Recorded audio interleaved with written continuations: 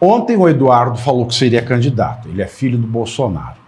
E para quem não conhece Bolsonaro pessoalmente, não sabe que o Bolsonaro ele não é pai dos filhos dele, ele é mãe praticamente.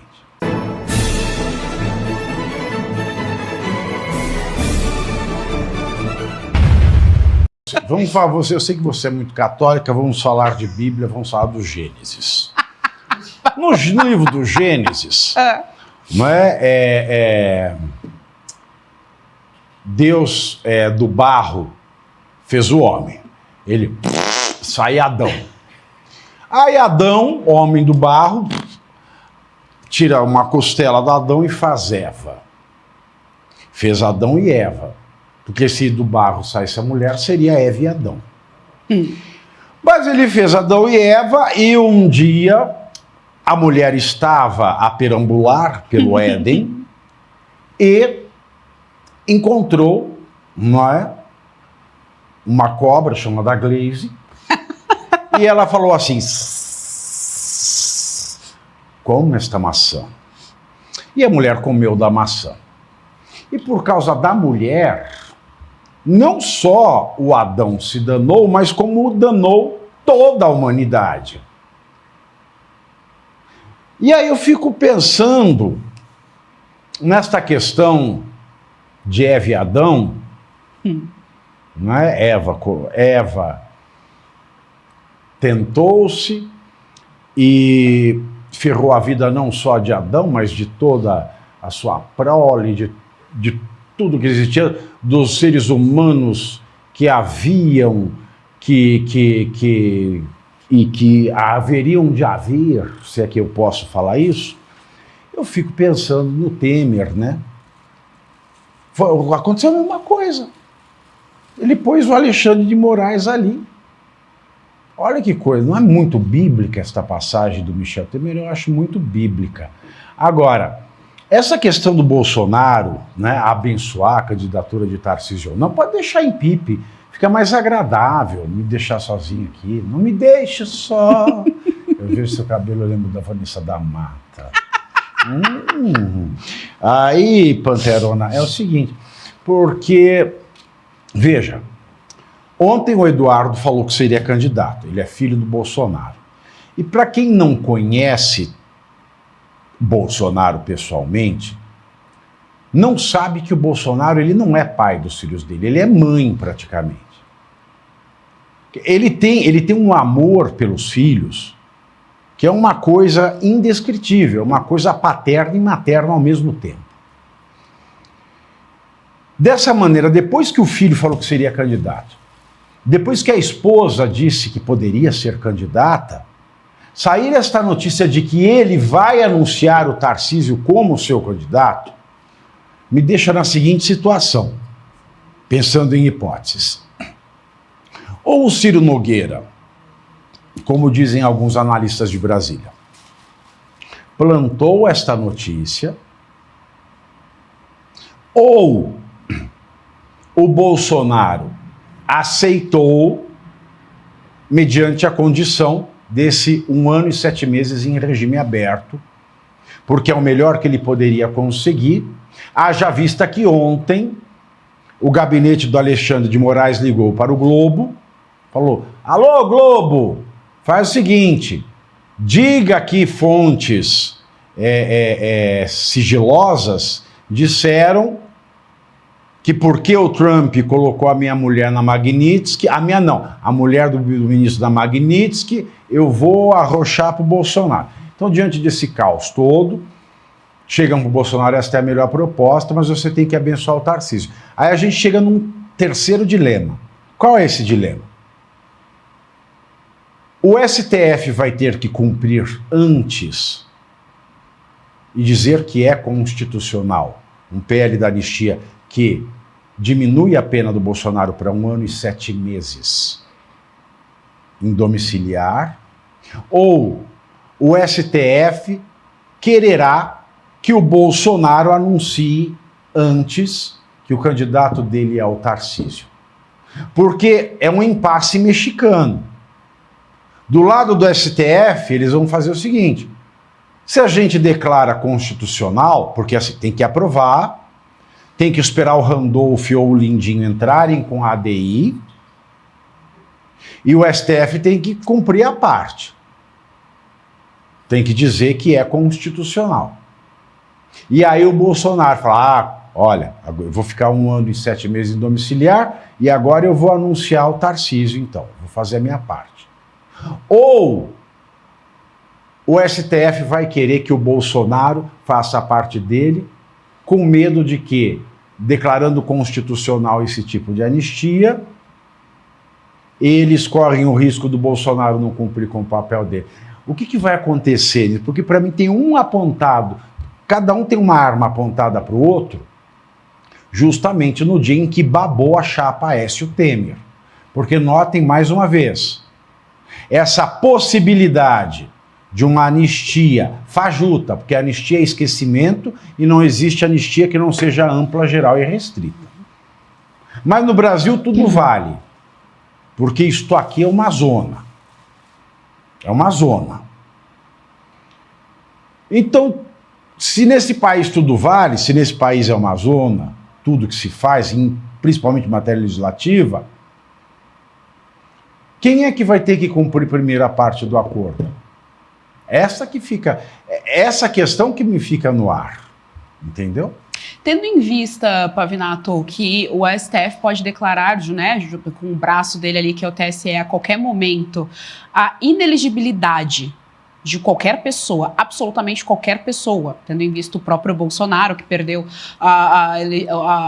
está inelegível também de maneira ilegítima, tendo em vista que eles podem fazer isso com o Eduardo Bolsonaro também, que agora está tramitando um processo ali de cassação, né? O PT abriu aí esse processo, foi atrás, enfim, para cassar o mandato do Eduardo Bolsonaro. Geise. O que foi? Flávio Bolsonaro acaba de postar no Twitter, no X. Joga aí, alemão, na tela o print da postagem do Flávio Bolsonaro. Ele diz o seguinte: acabei de sair da casa do presidente Bolsonaro, pai dele. E a matéria do Metrópolis, da Andresa Matais, obviamente é mentirosa. Aviso aos navegantes que Tarcísio, além de amigo, é uma pessoa preparadíssima, competente e não precisa ficar provando nada a ninguém a toda hora, em especial sobre sua lealdade a Bolsonaro. Aí o Flávio Bolsonaro está bem político, né? Porque o governador de um estado que tem uma TV estatal que só põe nego de esquerda para ser entrevistado no programa da Verinha Playmobil, eu tenho minhas dúvidas sobre o alinhamento ideológico. Mas vou continuar com o post do Flávio, põe na tela de novo. Não conseguirão separá-lo de Bolsonaro e tenham a convicção de que estaremos juntos em 2026 para desespero da extrema esquerda, que deve morrer de inveja de não ter um Tarcísio em seus quadros. Para que morrer de inveja, gente? Eu também não sei. Estamos juntos, Tarcísio. Escreveu agora no X, alemão, ou no Instagram, no X, o senador Flávio Bolsonaro, filho de Jair Bolsonaro. E aí, Geisiane? Bom, então tá aí a nossa resposta. Voltamos, então, à possibilidade anterior da declaração da Michelle. Foi a última notícia do dia, então, né? Porque essa era bem fresquinha do Tarcísio. Então, a última notícia do dia continua sendo, então, a declaração que a primeira-dama, ex-primeira-dama, deu ao jornal britânico em relação aí a uma possível candidatura dela, e o Eduardo Bolsonaro, que segue falando, né, que quer sim essa presidência. O Eduardo Bolsonaro tem muito mais capital político, tem também muito mais habilidade política, tendo em vista todo o histórico dele, principalmente agora essa atuação nos Estados Unidos. Ele evidentemente está adquirindo muita experiência com os políticos ali americanos, a questão toda da negociação, principalmente ali com a equipe do Donald Trump de novo, exímio negociador. Mas eu estava falando, Pavinato, e aí eu queria te ouvir também a respeito, em relação justamente ao poder que eles têm, que a justiça brasileira tem por meio do braço do TSE de inelegibilidade. Eduardo Bolsonaro está de novo na mira, eles querem caçar o mandato do Eduardo Bolsonaro, tendo em vista que acabou a licença dele em julho, e aí o acordo era, porque também teve essa declaração, né, líder do PL. Teve essa declaração, aí o Sóstenes fala, o Sóstenes fala, com todo o respeito que eu tenho ao Sóstenes, com todo o respeito que eu tenho ao deputado Sóstenes, o Hugo Mota nos enganou. Pelo amor de Deus, né? Amor de Deus. Pelo amor de Deus. Hugo Mota chancelado do Arthur Lira, de Deus. Arthur Lira o do PP Sóstenes também. é a mesma coisa dele ir na zona e falar, nossa, a puta disse que era virgem, ela me enganou. Não, fala sério. Fala sério. Não, fala sério um negócio desse. Não dá. E outra coisa que eu achei... Olha o que eu achei também. Lendo aqui o post do Flávio Bolsonaro, com todo o respeito também ao senador Flávio Bolsonaro, é estranho que ele negue que o pai apoiará o Tarcísio e diga para o Tarcísio, estaremos juntos em 2026. O que isso quer dizer? Que para mim isso não quer dizer nada, isso quer dizer que há uma possibilidade sim disso ser verdade. Então é um post que mais confunde do que esclarece. Fala escurece. Mais confunde do que escurece, Geisiane. Olha, primeiro eu quero pegar um gancho aqui na sua fala, o Pavinato, em relação à TV... Pode mencionar? Não sei. Pode, claro. A TV Cultura, a TV estatal daqui, né, do estado de São Paulo, porque... é o que mais me incomoda no Tarcísio, inclusive, é o que vem sim afetando o capital político dele. Ele não se posiciona do ponto de vista cultural. O eleitor não é mais aquele perfil do eleitorado da década de 80, 90, começo dos anos 2000, em que ficava somente naqueles 3 pilares básicos, né? Saúde, educação e segurança. O eleitor tem, sim, essa nova roupagem, ele está preocupado, portanto, com a ideologia, ele está preocupado, portanto, com pauta cultural, pauta de costumes. Não faz o menor sentido pegar o dinheiro do pagador de impostos do Estado de São Paulo e financiar a TV Cultura, que não tem a menor gota de pluralidade, não tem absolutamente nada, e que deveria ter, uma vez que é uma TV estatal, então a proposta tinha que ser essa, não é essa a proposta. E outro problema é que antes, né, dele ir até, do Tarcísio ir até Brasília e tentar aí todas essas negociações em relação ao PL da anistia, quando ainda era PL da anistia e não o tal do PL da dosimetria, era justamente porque ele não havia dado uma declaração firme e forte em relação à anistia, em relação aos presos políticos. Ele sempre se mostrou ali apoiando o Bolsonaro, apoiando meio que de tabela também as pautas defendidas pelo bolsonarismo, mas nunca falou abertamente, somente depois ali de muita pressão, falou uma coisinha ou outra. Tarcísio de Freitas tem sim um grande problema em não defender pauta cultural, política também, além de todas essas negociações que nós vemos aí, né, em Brasília, que é um grande balcão de negociação, mas política a longo prazo é feita justamente com cultura. Sem cultura você não tem base de nada. Sem cultura, o que a gente tem na prática é acusações de como é fascista, é genocida e assim por diante. É isso, é esse que é o resultado, o efeito prático de não ter a base cultural ali, minimamente, com outras pessoas que não sejam somente pessoas progressistas. É porque fascista é isso, né? É uma coisa fácil, que é fascista. E uma coisa difícil. Uma coisa difícil. É isso. Então, tem sim esse grandíssimo problema. E junto a tudo isso, a gente tem um problema aí de como vai ficar a vida de Eduardo Bolsonaro, a vida da própria Michelle, porque essa que é a verdade. Para um deles ficarem inelegíveis, pelo motivo de que simplesmente ficará inelegível, porque é assim que as coisas têm funcionado no nosso país, é muito rápido, é muito simples. Então, de novo, estão tratando o 26 como se não tivessem ali no cangote uma série de perseguidores que tratam essa disputa política, essa oposição de ideias políticas como realmente um jogo ali de soma zero, né? Um jogo de mata-mata, o que evidentemente prejudica a direita. Prejudica a direita primeiro porque tenta fazer aliança com o Centrão, mas você só faz aliança com o diabo se você consegue ter o diabo minimamente na sua mão, senão não dá certo, nunca dá certo. Não tem nada pior na vida do que jogo de soma zero. Pois é. Não tem. Por exemplo, quando eu vou na balada, a pessoa vai na balada, né, no meu caso, balada gay, né, Você fica a noite inteira azarando alguém, aí você leva para casa a marmita. Ai. Né? Aí um olha para a cara do outro e fala assim, quem come quem? Tem esse diálogo. E ninguém quer comer ninguém, os dois querem dar. Isso é um jogo de soma zero.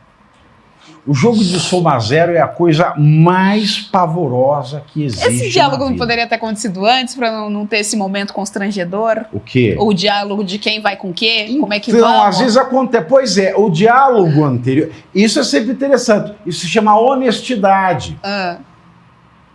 Isso se chama não jogar com aparências. Porque quando você é honesto, você não tem jogo de soma zero.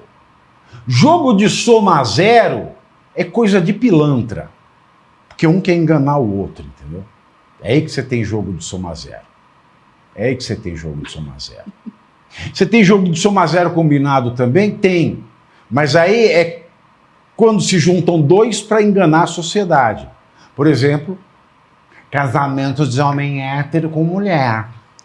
É um jogo de soma zero combinado. Tá me entendendo? Que o jogo de soma zero é algo que prejudica os próprios jogadores ou é algo que dois jogadores fazem para prejudicar os outros. Vale o mesmo para a política. Vale o mesmo para a política. E já que estamos falando de Bolsonaro, a defesa do Bolsonaro pediu ao ministro Alexandre de Moraes a revogação de... E você aí já está preparado para ter todos os argumentos para dizer que Marx não foi um cara legal, para dizer que o comunismo não é um lugar para diversidade, para desmontar essa grande fake news histórica da esquerda, que é repetida por nossos professores de história, de geografia, de sociologia, que é repetida nas universidades, que é repetida nos livros. Está preparado para dizer por que Marx não era um cara legal e por que todo marxista raiz também não é, e porque o comunismo é terrível. Você já leu nos Anais de Marx? Pois é, aqui nesse livro você vai encontrar tudo o que você precisa saber para responder aquele sabichão que diz que Marx é um cara legal, pois não é. Leia agora, nos Anais de Marx, a trolha do comunismo transviado para encaçapar idiotes, à venda em todas as livrarias do Brasil, pelo site ou nas lojas físicas. Não deixe de ler.